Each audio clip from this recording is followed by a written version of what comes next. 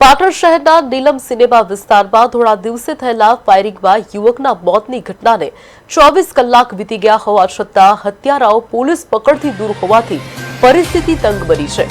જી હા, આરોપીઓની તાત્કાલિક ધરપકડની માંગ સાથે મૃતકના પરિવારજનોએ ધારપુર સિવિલ હોસ્પિટલ ખાતે મૃતદેહ સ્વીકારવાનો સખ્ત ઇનકાર કરી દીધો છે।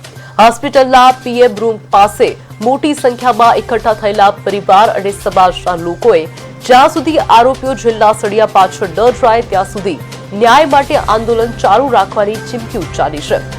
સ્થિતિની ગંભીરતા જોતા ધારપુર સિવિલમાં ડીવાયએસપી સહિત પોલીસનો કાફલો ખડકી દેવામાં આવ્યો અને અધિકારીઓ દ્વારા સમજાવટના પ્રયાસો પણ કરાઈ રહ્યા છે।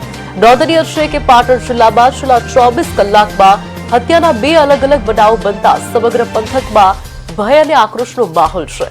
પોલીસ દ્વારા ટેકનિકલ સર્વેલન્સ અને બાતમીદારોની મદદથી આરોપીઓને પકડવા ચક્રો ગતિમાન કરવામાં આવ્યા છે, પરંતુ પરિવારના અડગ વલણને કારણે તંત્ર માટે માડાગાંઠ સર્જાઈ છે।